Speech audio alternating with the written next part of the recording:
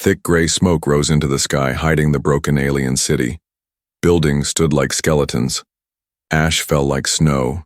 The air was hot, dry, and heavy with the smell of fire. No birds, no voices, only silence, and the sound of something small, shifting under rubble. Mason, a lone human scavenger, walked slowly through the ruins. His boots crunched over glass and metal.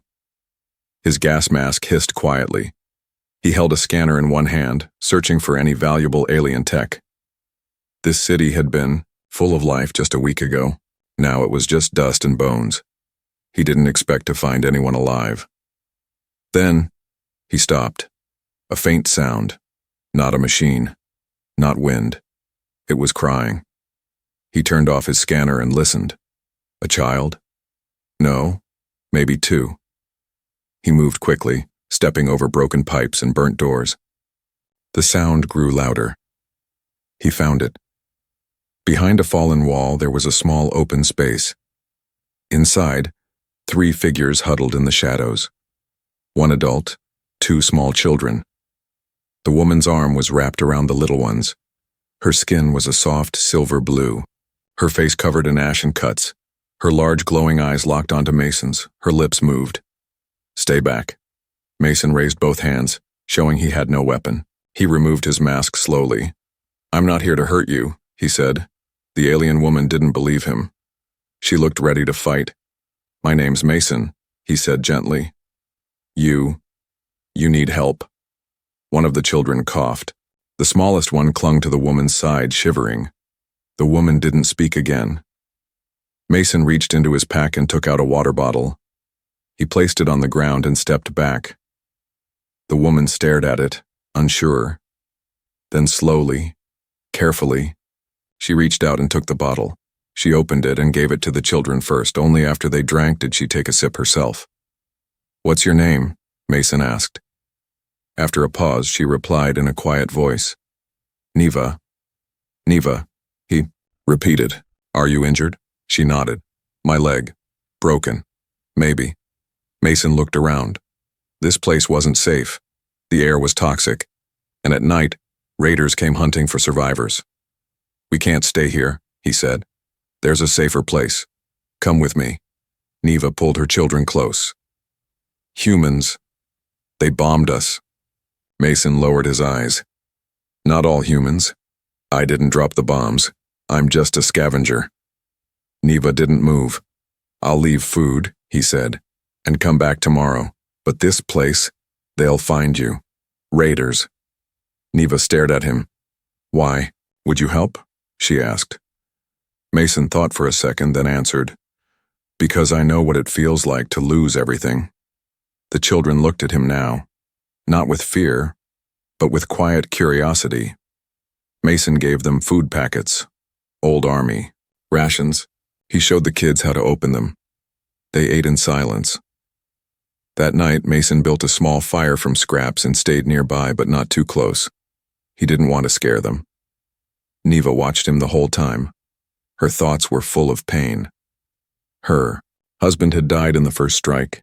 She had hidden in the basement with the children, hoping someone would come. But no one did. Days passed. She thought they would die there, and now, a human. She didn't know if she should trust him. But her children were alive.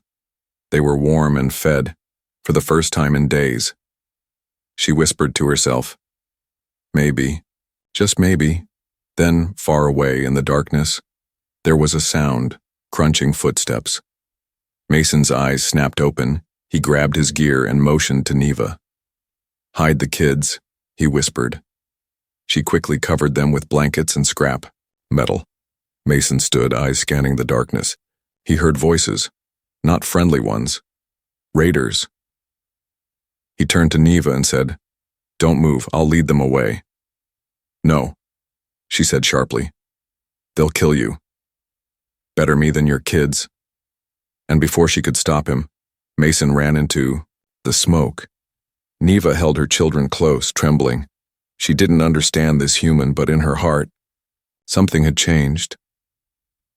The smoke still hung in the air like a ghost refusing to leave. Hours had passed since Mason disappeared into the ruins. Neva sat quietly in the broken shelter, her arms wrapped around her 2 children. The fire had died, down to soft red embers. Her youngest child, Talu, slept with his small head on her lap. The older one, Mira, stared into the dark, her alien eyes glowing faintly. Neva's mind raced with fear. Why would a human risk his life for them? Was it a trick? She had seen too much. Her people had trusted once, and their cities were turned into fire. Suddenly, Mira spoke in a soft voice. "Mother, will the human come back?" Neva didn't answer. Instead, she looked down at her broken leg. It throbbed with pain. She could not carry both children. She could not run. If Mason didn't come back, they wouldn't survive another night. But then, a figure appeared in the smoke.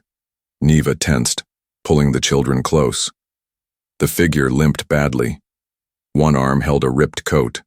Blood stained his shirt. His face was dirty and bruised. But the eyes, the tired but kind human eyes, it was him. Mason dropped to one knee and smiled. "I told you, I'd come back." Neva's breath caught. She couldn't believe it. He pulled a bag from his back and opened it. "I got more food and medicine. You need that leg fixed." Neva watched him closely. She did not know this man, but something about him felt different. He gently unwrapped her leg. She winced but let him work. Mason looked at the wound. "It's not broken, just badly sprained. You're lucky." He used a soft cloth to clean the wound, then made a splint using bent metal and wires. Neva stared at his hands. They were rough, scarred. Not soldier hands, not killer hands. Hands of someone who had worked hard, and maybe suffered too. Mira crawled closer to Mason and whispered, "Why are you helping us?" Mason gave her a tired smile. "Because no one helped me when I needed it." He didn't say more. Neva spoke slowly, choosing her words. "You are different from the others." Mason raised his eyes. "There are good and bad people on both sides." She nodded. Silence filled the air, but it was a calm silence now, the kind that comes when danger has passed, at least for a little while. Later that night, the children slept curled next to Neva. She watched Mason as he repaired his gear near the fire. "I was a miner," he said suddenly. Neva looked up. "Before the war, I lived on a moon colony. Then pirates hit it. They killed everyone. I survived. Barely. After that, I stopped believing in anyone." He looked into the fire. "But tonight, something changed. I saw your kids, I saw you, and I thought, maybe it's not too late to start caring again." Neva didn't speak for a while, then she said, "My name is Neva." Mason smiled. "It's a good name." "You saved us, Mason. I don't understand why, but thank you." He nodded. "We're not safe here. I know a place, an old human bunker. We can try to reach it tomorrow, if you trust me." Neva hesitated. Trust was hard, but her children were alive, and she had seen this man bleed for them. "I'll go," she said softly. "We'll go with you." He gave her a short nod, then leaned back against the wall. Above them, the stars were hidden by smoke. But Neva felt something she hadn't felt in days: hope. The silence of the night was shattered by a sound that didn't belong. It wasn't wind. It wasn't fire. It was boots. Heavy, deliberate boots crunching over rubble. Mason's eyes snapped open. He had trained himself to wake at the softest noise. It had saved his life before, and now, it might save them again. He quickly sat up, hand already on the handle of his worn-out plasma cutter. A soft voice whispered from the corner. "Mason." "What is it?" Neva asked, eyes wide in the dim glow of the dying fire. "Someone's coming," he said quietly, "and they're not here to help." The children stirred, sensing danger. Mira reached for her mother's arm, while little Talu clung to the cloth of her dress, eyes full of fear. Mason stood and peeked through a crack in the broken wall. In the distance, He saw faint flickers of movement, shadows shifting between the ruins. Then he heard laughter. Low, cruel, confident. Raiders, scavengers of war. They didn't come to rescue survivors. They came to sell them. Neva's breath quickened. They will take us. Not if I lead them away, Mason said, checking the charge on his weapon. You stay here, don't make a sound. Neva grabbed his arm. They'll kill you. Mason looked her in the eyes. Maybe, but they won't find your kids. She didn't let go. There must be another way, but there wasn't. He knew these men. He had escaped them before. They hunted in packs, used heat trackers, and had no mercy. If they saw Neva and the children, they wouldn't hesitate. Mason looked around the broken shelter. Then he spotted it, a metal drum, still filled with old fuel. I'll distract them, he said, and give them something to chase.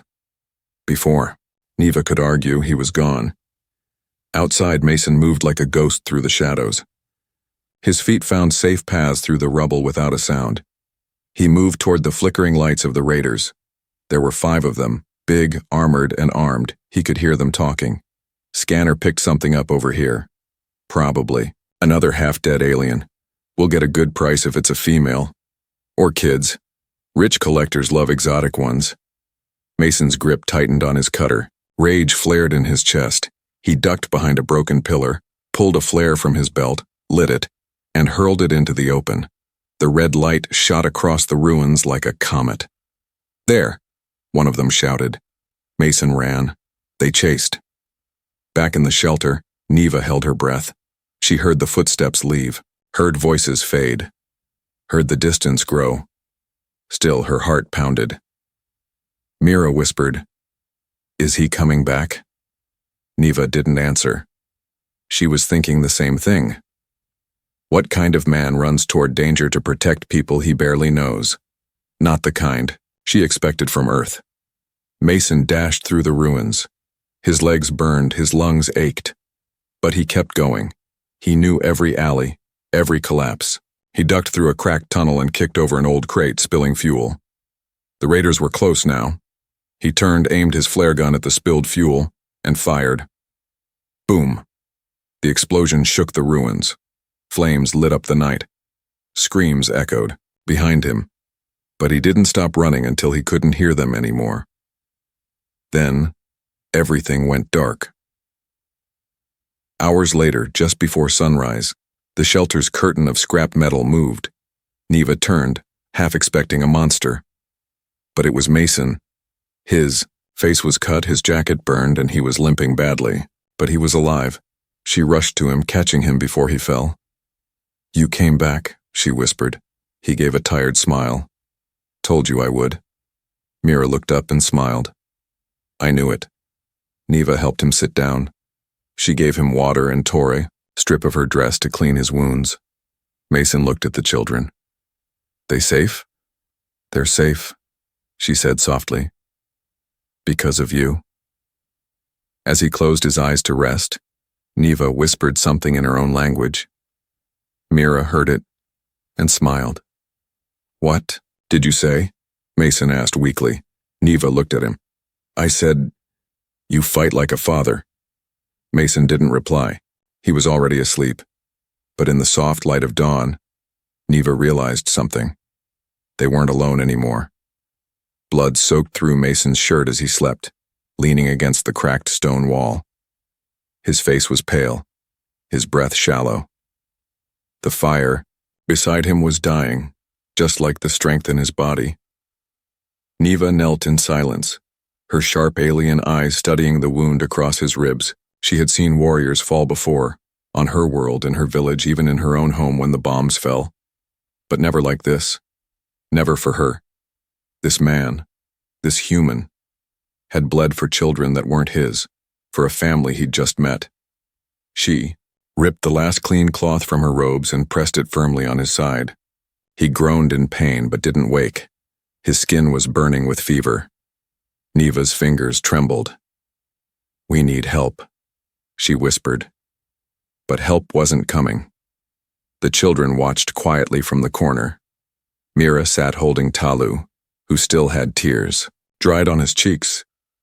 "Is he going to die?" Mira asked, her voice tiny and scared. Neva didn't answer. She couldn't. Instead, she moved quickly. She knew the plants that grew between the cracked walls of the city, some weeds from her world that had strange healing power. They had survived the bombing just like she had. She found 3 bright purple leaves poking through stone.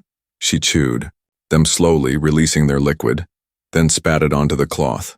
It would draw out infection, if it worked. She pressed the cloth back to Mason's side. He jerked and gasped, his hand reaching for his weapon, but stopped when he saw her face. "Relax," she said gently. "You're safe now." He blinked slowly. "Did we make it?" "You made it," she replied. "But just barely." Mason gave a weak laugh. "I hate raiders." "Rest now," Neva said. "You need to heal." He closed his eyes again. "Only if you promise not to leave without me." "I won't," she said quietly. "You have my word." Hours passed. Mason's fever stayed high, and his body shook. Neva sat beside him, gently wiping his forehead with water every few minutes. As night returned, Mira crawled close and whispered, "Mother, is he one of the good humans?" Neva looked down at her daughter. "I don't know if he's good," she said softly. "But I know he's kind." The next morning, Mason woke with a rough cough. His head pounded, and his muscles screamed. But he was alive. Neva helped him sit up. She handed him a small metal cup filled with warm liquid. "It's bitter," she said, "but it will help." Mason drank it. His face twisted at the taste. He looked around. The children were drawing shapes in the dirt with sticks. They looked normal. Like kids again. "How long was I out?" he asked. "A day and a night," she replied. "I've had worse," Mason muttered, though he clearly hadn't. "You almost died," Neva said. "You should not be standing." Mason groaned as he pushed himself up. "We don't have time. Raiders don't give second chances. We need to move." Neva stared at him. "You are stubborn." "I'm human," he said with a grin. She smiled, just a little. As they packed their things, Mason noticed Neva moving slowly. Her leg was still weak and she limped with every step. "Let me carry him," Mason said, reaching for the sleeping Talu. Neva hesitated, but then nodded. Mason lifted the child carefully into his arms. Talu opened one eye, blinked, then whispered, "Warm." Mason smiled. "Yeah, kid, you're safe." The ruins were quiet as they walked. Too quiet. No birds, no wind. Just the sound of boots and small feet moving through ash. After a while, Neva spoke. "My husband's name was Yorek." Mason glanced at her. "Was he—" "He died during the first attack," she said. "Tried to shield the children. Burned alive." Mason lowered his eyes. "I'm sorry. He was strong. Brave. But he didn't survive." She looked at Mason. "You did. Why?" He didn't answer right away. Then he said, "I don't know. Maybe to find you." They reached a high ridge where the land dropped into a wide canyon of metal ruins. At the far end, hidden in the rocks, was a door, rusted and half buried. "That's it," Mason said. "Old human bunker. We used it during the first raids." Neva narrowed her eyes. "Will they accept us?" "They'll accept me," Mason said, "and I'll make sure they accept you." She nodded. "Then let's go." But as they started climbing down, a low beep came from Mason's wrist device. His eyes widened. "Trip sensor." He grabbed Neva's hand. "Run!" But it was too late. The ground exploded beside them. A flash of light. Screaming metal. Rocks fell. Mason covered Talu with his body, rolling over to shield him. When the dust cleared, they were lying in a small crater. Neva crawled to them, shaking. "Mason!" He sat up slowly, coughing, his arms still wrapped around the boy. I'm okay, he wheezed. Just didn't see that one. They all looked up toward the door in the cliff wall. Now open, now watching. Stay behind me, Mason said. They'll shoot first if they don't know who you are. He helped Neva to her feet and carried. Talu again walking slowly toward the metal door. It hissed open wider and lights flickered on inside. A cold voice came from a speaker above. Identify yourself. Mason stood tall. Name's Mason Hart. Civilian scavenger. ID 4087. I'm not alone. Silence. Then, bring them in. As the door closed behind them, Neva held her children close and whispered, Please, let this be a real safe place. Mason placed a hand on her shoulder. I'll make sure it is. Metal slammed shut behind them. The bunker door locked with a hiss, cutting them off from the ruined world outside. For a moment, the silence inside was deeper than anything outside, cold, mechanical, and heavy. Neva held her children tighter. They had just escaped fire and raiders only to step into another cage. Mason noticed her tense posture. It's okay, he whispered. This place is safe, it just doesn't look like it. The lights flickered above them, white, artificial. Pipes lined the ceiling. Everything smelled of oil, dust, and rusted steel. A soldier in dull gray. Armor stepped forward, his face hidden by a helmet. He raised his weapon slightly. Stand still. ID verification in process. Mason raised both hands slowly. Easy, soldier. I'm one of yours. Civilian clearance code. Echo 4087. A red beam scanned his face and chest. A few tense seconds passed, then the soldier nodded. ID confirmed. You're not supposed to bring outsiders. She's not a threat, Mason said quickly. She's a widow with 2 kids. They survived the orbital strikes. She's an alien, the soldier replied coldly. Mira whimpered. Mason stepped in front of them. She's also the reason I'm alive. There was a long pause. Then the I-war soldier lowered his gun. You'll have to speak with Commander Hale. Follow me. They walked through the metal corridors. The lights buzzed overhead. The children stared wide-eyed at everything. Sealed doors, security cameras, warning signs. In human language. Neva kept glancing around nervously. She had never been inside a human facility. To her, it felt like walking into the belly of a dead machine. Mason leaned toward her and whispered, It's not as bad as it looks. They've just been through a lot. So have we, she whispered. Back. Inside the command room, Commander Hale waited behind a steel desk. He was tall, lean, and had sharp eyes that studied everything in one glance. Mason stood straight. Sir, I found survivors. They need help. Hale looked at the alien woman and her children. Who are they? The woman's name is Neva, Mason said. The kids are Mira and Talu. They lost everything. Commander Hale leaned back. And you brought them here. Why? Mason's voice didn't shake. Because no one else would. Hale didn't respond immediately. He tapped his fingers on the desk. You've always been a problem, Mason, he said finally. Disobedient, reckless, but never heartless. Then his voice turned colder. The other officers won't like this. The bunker is low on supplies. We're barely holding things together as it is. They don't eat much, Mason said. And she can help. She knows healing herbs. The kids can learn. Commander Hale looked at Neva. She didn't speak. But she stood straight, proud, her children at her side. Finally, Hale sighed. They stay, but only under your watch. If anything goes wrong, it's on you. Mason nodded. Understood. Later, in a quiet room Mason was given, Neva helped him set up the sleeping mats. I didn't think they would let us stay, she said. Neither did I, Mason admitted. But sometimes, you have to push the door open. Talu wandered over to. A storage crate opened it and pulled out a blanket. It was human military issue, coarse and heavy, but he hugged it like it was a gift. Mira sat beside her mother and whispered, Can we stay here forever?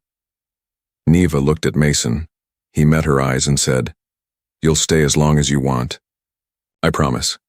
That night, as the children slept peacefully for the first time in days, Niva sat beside the dim light.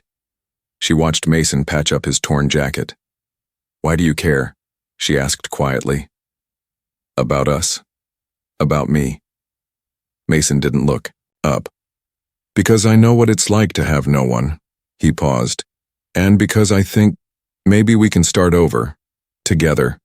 Niva didn't reply, but in the silence she didn't say no. And for the first time since her home was destroyed, she closed her eyes and slept without fear. The door to the bunker's dining hall slid open with a soft hiss.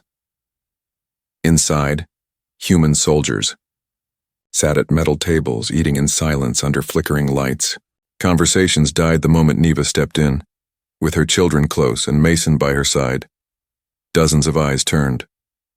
Cold, curious, some afraid. Niva felt every stare like a blade. She wanted to turn back, but Mira held her hand tightly, and Mason whispered, "Let them look.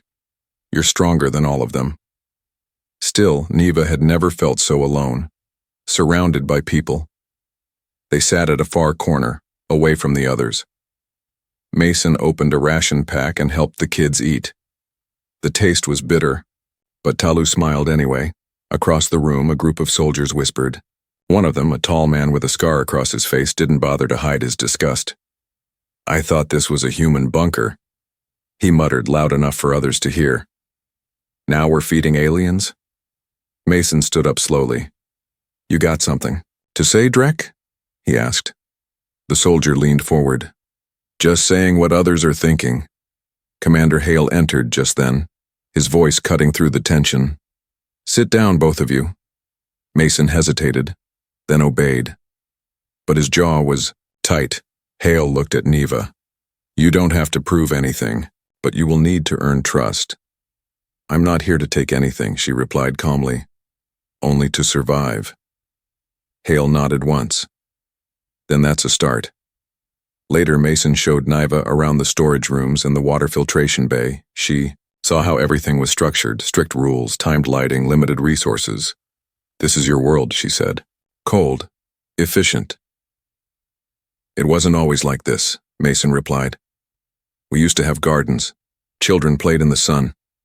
But after the war, we became cautious." "Cautious," she repeated, her voice low. "Or fearful." He didn't answer. That evening, Niva found the medical bay. It was small, understocked, and dusty. She asked a young medic if she could help. The girl was surprised. "You know medicine?" Niva nodded. "Herbs, roots, natural compounds. Some grow even in ruins." By nightfall, she had already treated. A soldier's burn with a strange violet paste. Word spread fast. An alien woman with healing hands. Some still whispered. Others began to wonder. In the sleeping quarters, Mira taught the other kids how to braid wire into toys.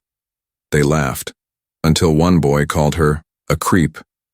She ran to Niva in tears. Niva held her close. "It takes time," she said softly. "And courage." Meanwhile, Mason sat alone in the control room. Commander Hale entered and dropped a report on the table.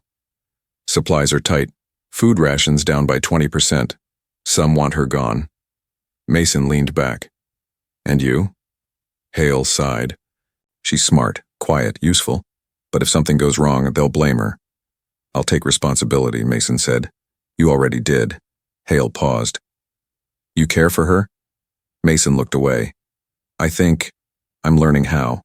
That night, as the bunker lights dimmed, Niva stood near the air vent, looking out at the stars through the only small window. Mason joined her. "This world," she said, "is not made for people like me." "It can be," Mason said, "if we build it together." She looked at him, eyes soft but tired. "You stand between two worlds, Mason. One foot in mine, one in theirs." He nodded.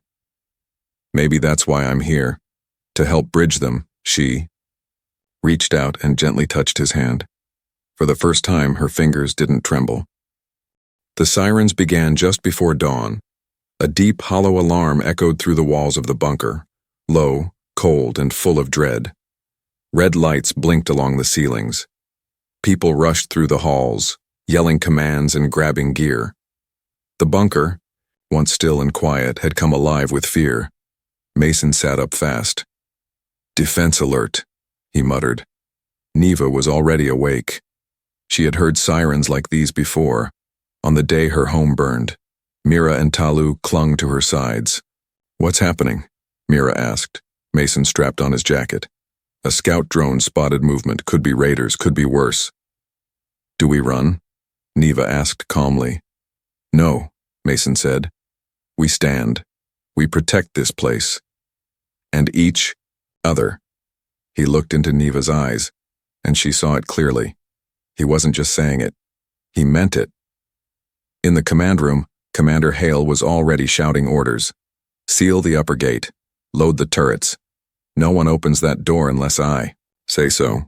When Mason entered with Neva and the kids, Hale raised an eyebrow. "Civilians stay in the lower shelter." "She's not just a civilian," Mason replied. "She knows healing. And the kids, they stay," Hale said firmly. "We can't have a breakdown if things go wrong." Mira tugged on Mason's sleeve. "We want to help." He knelt in front of her. "You are helping, Mira. Stay with your mom. Take care of Talu." She nodded, but her eyes were wet. Neva touched Mason's shoulder. "Come back to us." "I will," he promised. And then he left. The bunker shook as distant explosions rumbled. Through the earth. Somewhere above, something was falling.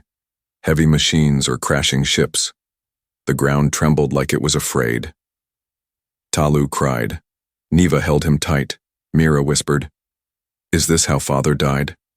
Neva closed her eyes. "No," she said. "Your father died alone." "But Mason won't," she added. "Not while we're here." Outside, Mason stood with 10 armed soldiers behind a blast wall. Dust filled the air. The sky had turned orange from the fires rising in the valley.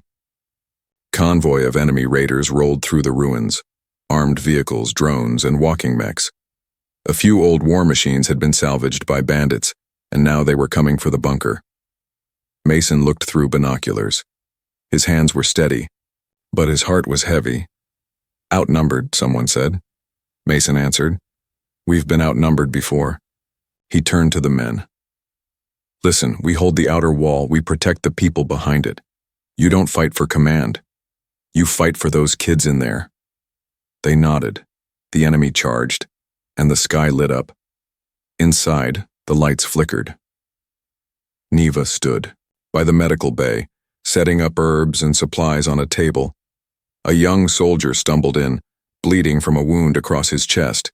She moved fast, no hesitation. Her hands were calm, precise. "You're not human," the soldier groaned. "I know," Neva said, "but I still don't want you to die." As she worked, another soldier arrived. Then 2 more. She didn't stop. Outside, Mason fought like a man with nothing left to lose. Every bullet, every step, every breath. He gave it all to protect what little remained. A blast threw him to the ground. He couldn't move. Then, he heard it, a voice soft and trembling. "Mason." He turned. Neva stood at the entrance to the hallway, smoke around her. "What are you doing?" he yelled. "You shouldn't be here." "I came for you," she said. "You're hurt." He tried to stand, but his leg was twisted. "You're going to get yourself killed." She ignored him. She tore part of her robe, wrapped his bleeding arm, and pulled his shoulder around her. "We go together," she said. "Or not at all." Together, they limped back into the safety of the bunker. Hours later, the firing stopped. The enemy had fallen back, leaving wreckage and smoke behind. The bunker had survived, just barely. In the great hall, everyone gathered. Some were wounded, some exhausted, some still shaking. Commander Hale stepped forward. "We were lucky," he said. "But luck is not enough. We must be better, stronger." He looked at Mason and Neva. "She fought for us," Hale said, surprising everyone. "Treated our wounded, risked her life." He turned to the others. She was once our enemy, but today, she was our healer. Mira stepped forward from the crowd and stood beside Mason. Everyone watched as the small alien girl reached up and held Mason's hand. Then, her voice clear and soft, she said, "He's our family." Silence filled the room. Then slowly, someone clapped, then another, and another, until the hall echoed with applause. Days passed. The bunker became something different. Soldiers helped build new rooms. Neva started a small garden near the vents with Mason's help. Children, human and alien, played together. Commander Hale even smiled once. Mason limped less now, his body healing, his heart too. He found Neva, one evening watching the sky from the window. "You thinking of going back?" he asked. She shook her head. "There's nothing to go back to." He nodded.